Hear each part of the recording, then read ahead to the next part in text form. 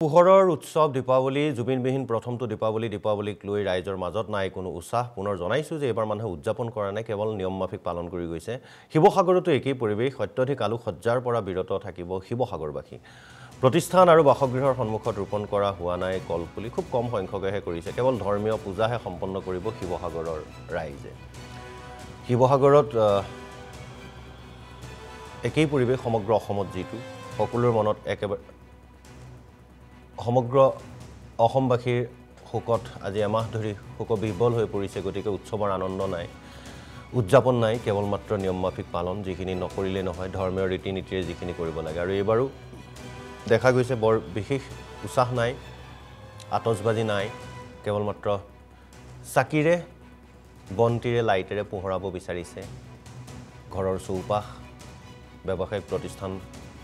কাৰণ জাতিৰ বাবে এয়া অমানিশাৰ সময় কিন্তু এই অমানিশাটো আমি সকলোৱে সাৰে আছে জুবিন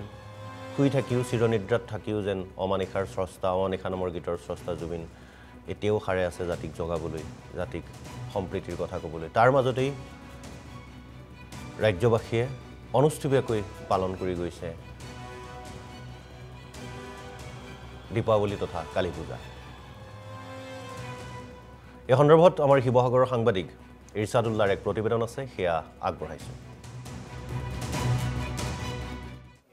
হয় চাওক ৩০টা দিন ইতিমধ্যে অসমবাসীয়ে জুবিন গাৰ্গবিহীন জুবিনদাৰ অবিহনে পাৰ কৰিছে এই ৩০টা দিনত এনেকুৱা এটা দিন নাই যিটো দিনত অসমবাসীয়ে জুবিনদাৰ বাবে চকুলো টুকা নাই বিভিন্ন উৎসৱ পাৰ্বণ ইয়াৰ মাজত পাৰ হৈছে সেই উৎসৱ পাৰ্বণসমূহত কেৱল আৰু কেৱল ধৰ্মীয় যিসমূহ ৰীতি নীতি সেই ৰীতি নীতিসমূহে মানুহে পালন কৰিছে আৰু আজি মই শিৱসাগৰৰ কিছু ব্যতিক্ৰমী দৃশ্য মই দেখাব চেষ্টা কৰোঁ সৰ্বসাধাৰণতে দীপাৱলীৰ প্ৰথম দিনত আচলতে শিৱসাগৰৰ যিসমূহ পৰিৱেশ হয় সেই পৰিৱেশৰ বিপৰীতে এইবাৰ দেখা পোৱা গৈছে কিছু ব্যতিক্ৰমী পৰিৱেশ আৰু মই বৰ্তমান উপস্থিত আছোঁ শিৱসাগৰৰ অন্যতম ব্যৱসায়িক প্ৰাণকেন্দ্ৰ স্বৰূপ জে পি আগৰৱালা পথত আৰু ইয়াৰ যিসমূহ ব্যৱসায়ী প্ৰতিষ্ঠান আছে যিসমূহ বাসগৃহ আছে তাত যি সময়ত আচলতে ভগৱান ৰামচন্দ্ৰই ১৪টা বছৰ বনবাসৰ পাছত যিধৰণে অযোধ্যালৈ আগমন ঘটিছিল আৰু তেওঁক অভিনন্দন জনাবলৈ অযোধ্যাবাসীয়ে যিধৰণে চাকি বন্তি জ্বলাইছিল তাৰ প্ৰতীকী ৰূপত সমগ্ৰ অসমতে আচলতে অস্থায়ীভাৱে কিছু গছপুলি কলগছৰ পুলি ৰোপণ কৰা হয় তাত চাকি বন্তি জ্বলোৱা হয় কিন্তু এইবাৰ শিৱসাগৰৰ যি পৰিৱেশ জুবিনদাৰ অবিহনে কিছু ব্যতিক্ৰম দেখা পোৱা গৈছে মই ইয়াৰ পৰিৱেশ মোৰ সতীৰ্থ ভিডিঅ' জাৰ্নেলিষ্টে দেখাইছে প্ৰত্যেকখন বিপণীৰ সন্মুখত বিগত বছৰৰ দৰে এইবাৰ কোনো ধৰণৰ অস্থায়ীভাৱে গছপুলি ৰোপণ কৰা নাই কোনো বাসগৃহত অত্যাধিক আলোকসজ্জা ইয়াত কোনো ধৰণৰ লগোৱা নাই মানুহে কাৰণ এটাই যে জুবিনদা আমাৰ মাজত নাই আমাৰ মন মগজু সকলো আচলতে এক গোমা পৰিৱেশ দেখা পোৱা গৈছে আৰু এই জে পি আগৰৱালা পথৰ যিসমূহ ব্যৱসায়ী প্ৰতিষ্ঠান বা বাসগৃহ আছে তাৰ দেৱালী বুলি আচলতে যি ধৰণৰ উৎসাহ আৰু উদ্দীপনা থাকিব লাগে মানুহৰ মন আৰু মগজুত সেই উৎসাহ উদ্দীপনা নাই বিভিন্ন সময়ত আমি কৈ আহিছোঁ যে জুবিন গাৰ্গ নামৰ যিটো সত্তা সেই সত্তাটোৱে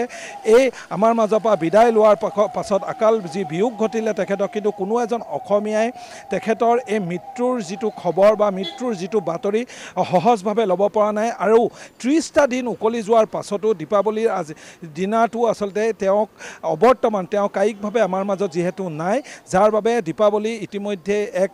হেমেকা পৰিৱেশ দেখা পোৱা গৈছে আৰু আমাৰ লগত কিছু ব্যক্তি আছে আৰু ইয়াত জুবিন গাৰ্গৰ প্ৰতিচ্ছবি সন্মুখত পুৱাৰ ভাগতে তেওঁলোকে শ্ৰদ্ধাঞ্জলি জনাইছিল আৰু আজি এতিয়াও আচলতে শ্ৰদ্ধাঞ্জলি যিসমূহ পৰ্ব সেই পৰ্বসমূহ ইতিমধ্যে চলি আছে জে পি আগৰৱালা পথত ইয়াৰ যিসকল ব্যৱসায়িক প্ৰতিষ্ঠানৰ যি স্বত্বাধিকাৰী আছে ইয়াৰ স্থায়ী নিবাসীসকল আছে জুবিন গাৰ্গক পুনৰবাৰ ৰোমন্থন কৰিছে এই ধৰণে প্ৰতিচ্ছবিৰ সন্মুখত আমাৰ লগত কিছু ব্যক্তি আছে আমি তেওঁলোকৰ ওচৰত যাবলৈ চেষ্টা কৰিম দেৱালী কি হ'ব এইবাৰ হয় প্ৰথমতে আমি আপোনালোকৰ জৰিয়তে সমূহ অসমবাসীক দেৱালীৰ শুভেচ্ছা জনাইছোঁ দীপান্বিতাৰ শুভেচ্ছা জনাইছোঁ দেৱালী এইবাৰ আমি একেবাৰে অশ্ৰুসিক্ত নয়নেৰে উদযাপন নহয় পৰ্ব হিচাপেহে পালন কৰিছোঁ যিহেতু জুবিনদাবিহীন এইটো প্ৰথমটো দেৱালী আৰু আমাৰ নিয়ম আছে আমি বছৰৰ প্ৰথম যদি কোনোবা এজন সদস্যৰ মৃত্যু হয় আমি প্ৰথম বছৰ তেনেকুৱা ধৰণৰ কোনো পৰ্ব আমি পালন নকৰোঁ উদযাপন নকৰোঁ ঘৰত আৰু এইবাৰো আমাৰ কাৰণে আমাৰ এজন সম্পদ আমাৰ সকলোৰে পৰিয়ালৰ এজন সদস্য জুবিনদাক আমি হেৰুৱাইছোঁ গতিকে আমি এই দীপান্বিতা এই বছৰ আমি অশ্ৰুসিক্ত নয়নেৰে আচলতে পালন কৰিছোঁ বা পৰ্ব হিচাপে পালন কৰিছোঁ। আপোনালোকে দেখিছে প্ৰতি বছৰে সকলোৱে কলপুলি লগাই খুব লাইটিং কৰি এইটো ধুমধামেৰে এই উৎসৱ পালন কৰে। কিন্তু এইবাৰ স্বতঃস্ফূৰ্তভাৱে কোনেও আৱেগ সকলোৰে লগত আৱেগ জড়িত হৈ আছে, জুবিনদাৰ আৱেগ জড়িত হৈ আছে। গতিকে শিৱসাগৰত কোনো ঠাইতে কাৰো ঘৰৰ সন্মুখত বা প্ৰতিষ্ঠানৰ সন্মুখত কলপুলি নাই, কোনেও লগোৱা নাই, কোনো লাইটিং নাই। এবাৰ ফটকাৰ চাউনো হয়তো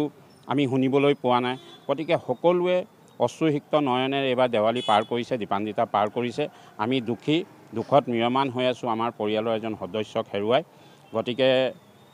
আমি এইবাৰ দেৱালী খুব মানে পৰ্ব হিচাপেহে আমি পালন কৰিছোঁ, উদযাপন নকৰে। দাদা কি ক'ব?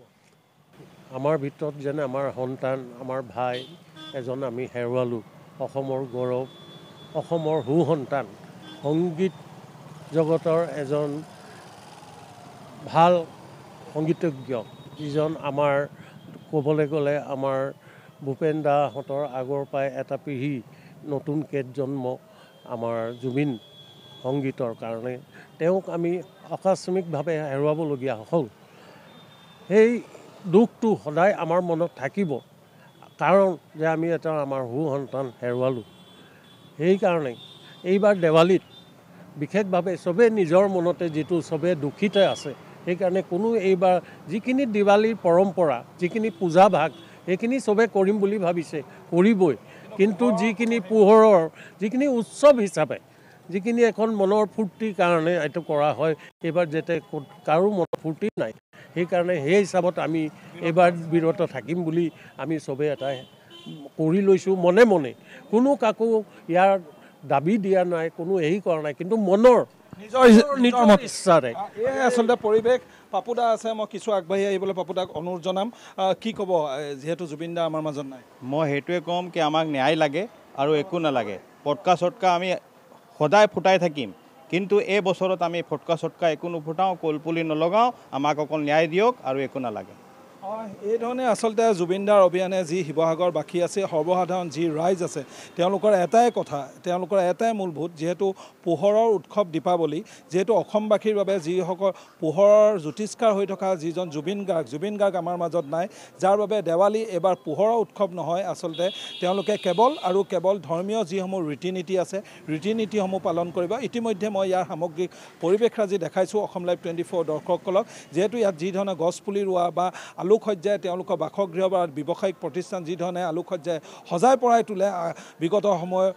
দেৱালীত, কিন্তু এইবাৰ দেখা পোৱা গৈছে ব্যতিক্ৰম পৰিৱেশ। কেৱল এটাই কথা, জুবিন দাক ন্যায় লাগে। শিৱসাগৰৰ পৰা দেৱালীৰ এই দিনটোতো, পবিত্ৰ ক্ষণটোতো জুবিন দাৰ অবিহনে, জুবিন দাৰ